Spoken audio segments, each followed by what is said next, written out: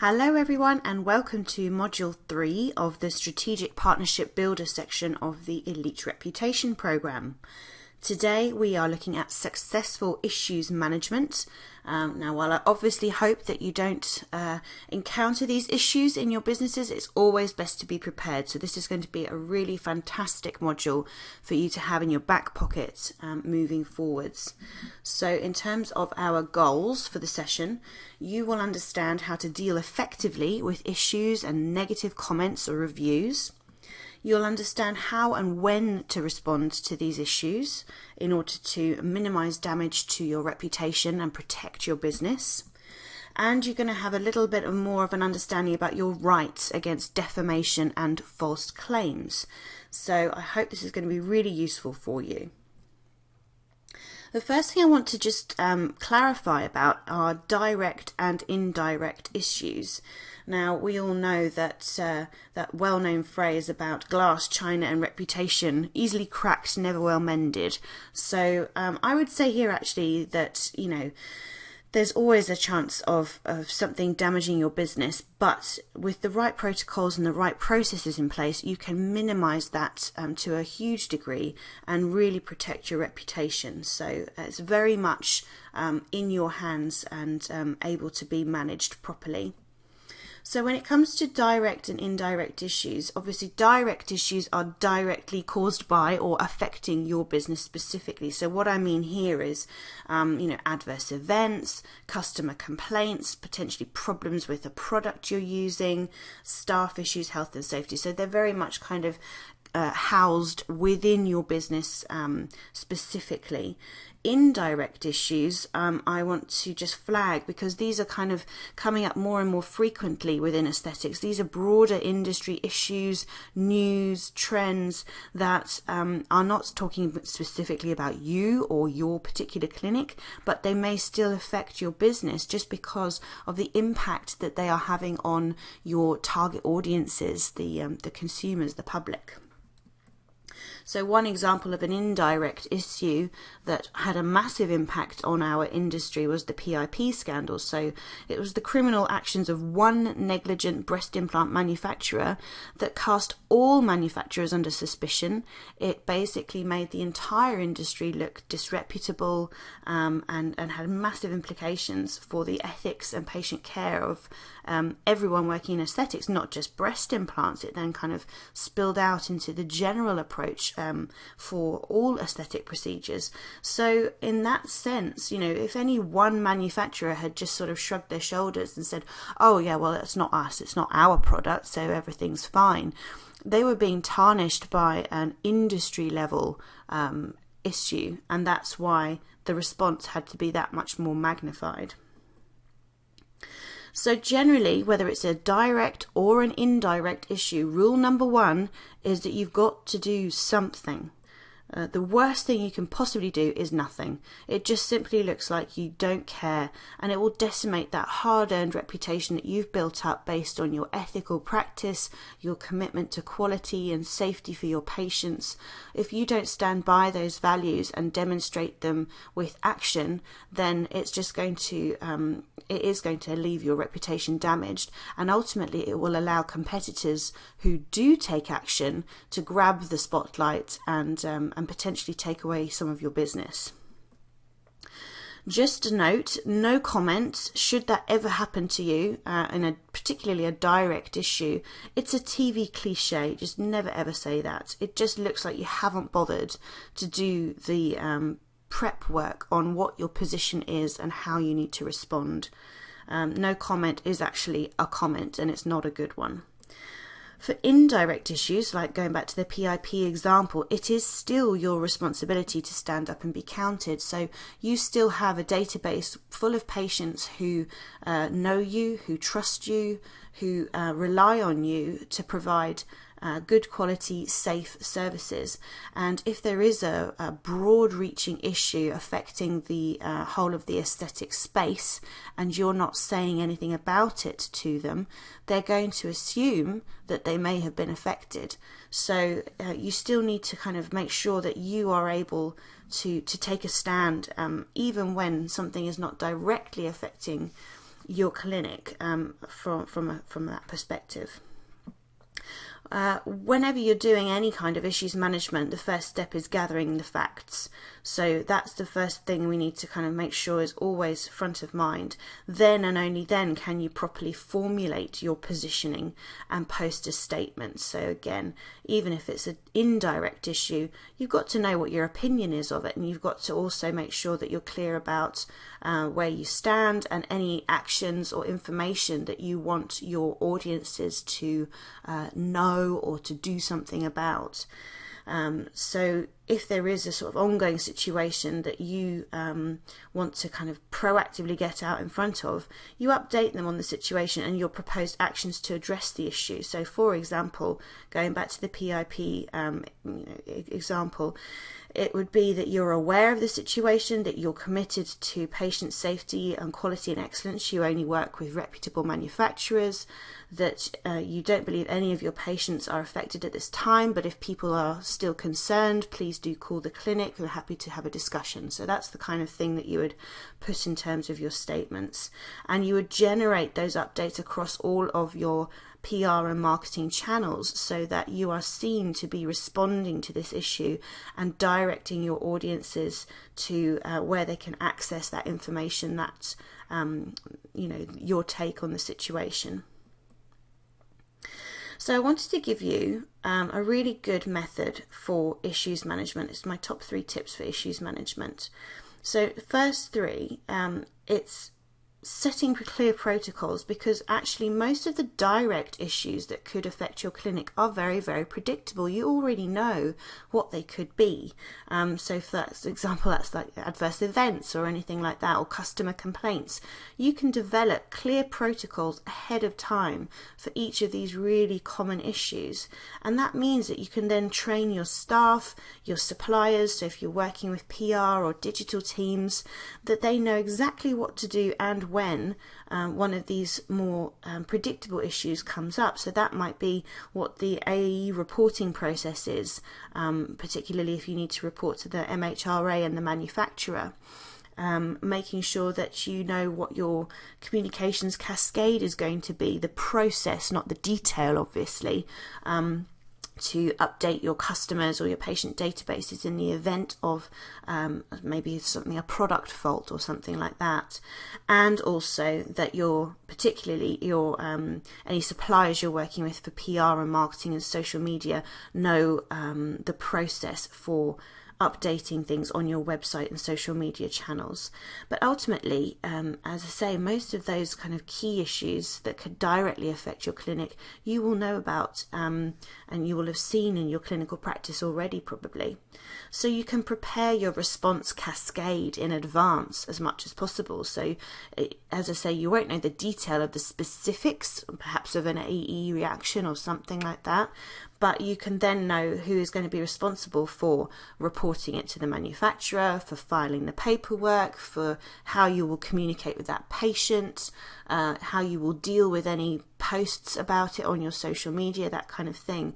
So you know exactly how it's going to be managed, by whom, and over what timelines, because the critical thing with any kind of issues management is timely response. And the more you can prepare your processes, the easier it will be for you and for everyone in your clinic to deal with it quickly and effectively, without scrambling around wondering who's going to do what. If people know in advance that they're going to be responsible for certain things, should an issue arise, that's just going to help you and take the burden off you as well. So number 2 is just about the digital spotlight. So we all know that negative reviews and comments online, they are a big part of business nowadays, and people get very worried about comments going up on Google and negatively affecting their business, and it is a very valid concern.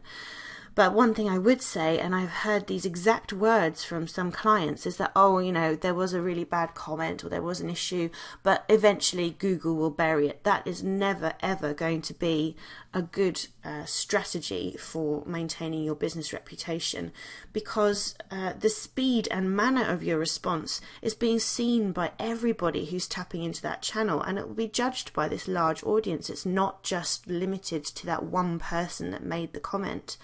So the way in which you respond to those comments also tells people a great deal about who you are and what you stand for, and the quality and caliber of your business in terms of how you respond to negative situations. So it is about regular communication on what you are doing. A lot of the time, again, people are caught out by negative reviews or comments online, and there's sometimes a period of hours or even days before a response is posted, and it just makes it look like you don't care, and it will increase the likelihood of that patient getting more and more irate that they're being ignored, and potentially putting more comments up. So you really want to nip these things in the bud. Do not leave radio silence while you frantically work things out behind the scenes. You've got to have that process in place to very promptly respond, and I will show you in a few slides about how you can do that really effectively. One of the things you might want to consider is just putting in place an initial response. We said a couple of slides ago, your first priority is to gather the facts. So you need time to do that a lot of the time, and you don't want to leave that radio silence while you do that. So if you can put in place something that says, we're looking into this as soon as possible, and we will respond to you with our answer, trying to take things offline and saying, what's the best way to contact you to discuss this further. You obviously don't want to say, please can we take this offline, so that it doesn't remain on Google in perpetuity. That obviously is not going to work. But if you can do it in a subtler way about, we're sorry to hear this, we are looking into this as an urgent priority, please tell us how best to reach you to discuss this further, then you can see, and everybody else can see, that you've seen it, you've responded to it, you're taking action. You don't have all the answers just yet, you don't need all the answers just yet, but you're doing something. That rule number one. Third point I wanted to make today was about not feeding the trolls. Trolling is unfortunately a big part of online life nowadays, and it can be very difficult for businesses to deal with effectively. First thing to bear in mind is that people are entitled to express valid complaints and opinions, even negative ones, online. This is why it ends up getting slightly confusing for some businesses, because they're more than entitled to say they didn't like you or your services, or they didn't have a good experience. But it's how you respond to that and when you respond to that that defines the impact of those comments on your reputation. What we need to then clamp down on is if the statements are untrue, if they're abusive, if they could potentially damage your business reputation to the point at which you would be losing patients or anything like that. This is when you can absolutely respond and make sure that these negative trolling kind of comments are addressed effectively. So if the comments are made on platforms which you own, so your website, your social media channels, you are more than entitled to remove the remarks and highlight a zero tolerance policy for online abuse, inappropriate language, content, etc. And it's just subject to immediate removal. So again, you're not really entitled to take down valid opinions about people's experiences if they weren't so good of your clinic. That's going to require a different type of response about, we're sorry that you had that, we would like to apologize, or we don't usually find this with our patients, we would very much like the chance to discuss this further. This is kind of when people have gone to the extreme and are just literally trolling you. So you can absolutely take down those comments if it's on a website or a social channel that you own. When it comes to public platforms or channels that other people own, you can request that the operating company removes those comments, Or if they won't do that, they can sometimes provide you with the identities of the individuals or their contact information so that you can respond appropriately to those direct individuals. It is tricky to do. One example of this that I've seen recently in aesthetics was actually negative comments that were being played out on Mumsnet. Now, this was a tricky one because it could be argued that the women in this comment thread were literally just expressing their opinions. They weren't particularly complimentary about a particular aesthetic doctor and their experiences that they'd had with him. There wasn't anything in terms of specifics of bodged treatments or adverse events or anything like that. They were just negative comments about him and the way he worked and the experiences and the feelings they had about him and his clinic.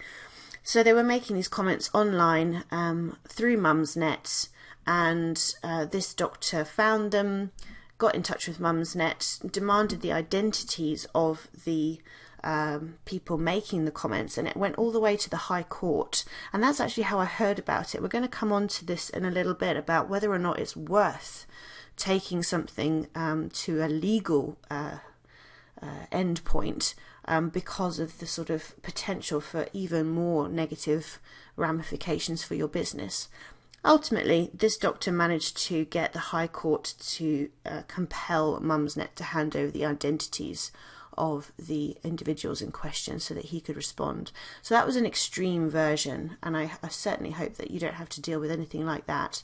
But it had some very important learnings in terms of how far you can take things, but what it might cost you, both in terms of finances and also further damage to your reputation.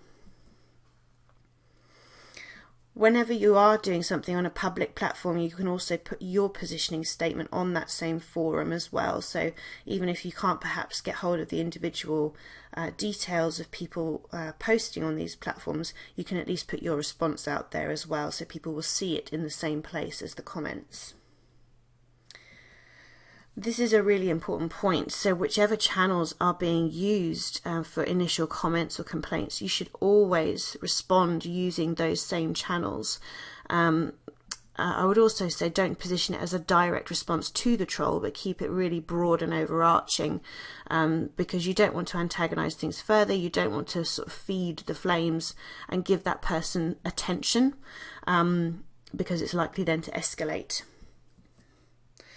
When we get into defamation, the definition of this, and I wanted to be really clear, it was if disparaging comments, negative comments, damage the reputation of a business to the point where actual or probable financial loss is incurred, then and only then do you have the grounds to sue for defamation under the 2013 Defamation Act. So it actually has to go quite far, and you have to be able to show evidence of actual or probable financial loss before you can sue. So that's just something I wanted to throw in there as an FYI, because I think a lot of people have the misconception that it's quite easy to sue for defamation, either written or verbal libelous comments, but actually I think it would be quite tricky. And as I said, my sort of feel on the whole legal route, you really need to be careful, because at the end of the day it could draw much more unwanted attention to the situation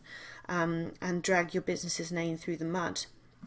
Particularly if there is media coverage of a court case like the one I just told you about with Mumsnet. All it does is repeat all of the abusive commentary, and as we know from our key messaging work in different modules in this program, the more you repeat those messages to an audience, the more they're likely to retain them. So if all they're retaining is the abusive commentary, then that's really not going to help your business, versus just shutting it down and moving forwards.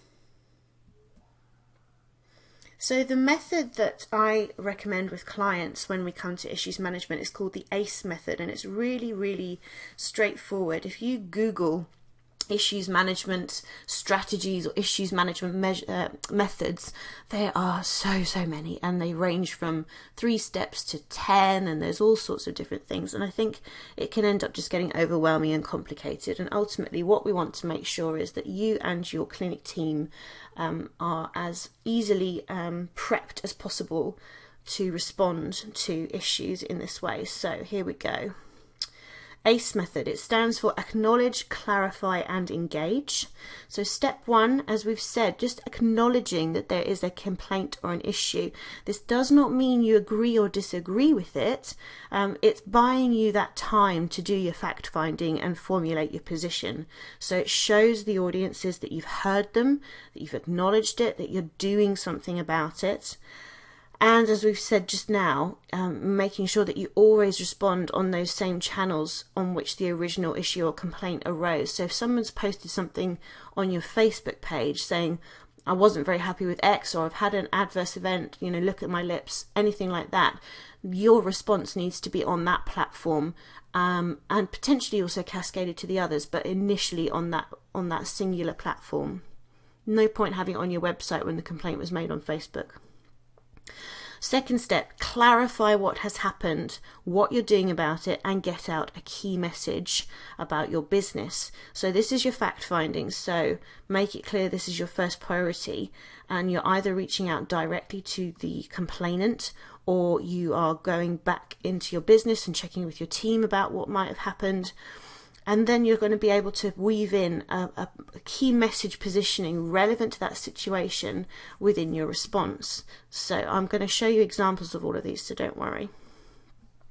Thirdly, the last step is engaging the complainant or the broader audience with your proposed solution or next step, so they can see that there is a resolution. It's not just hanging out there in space.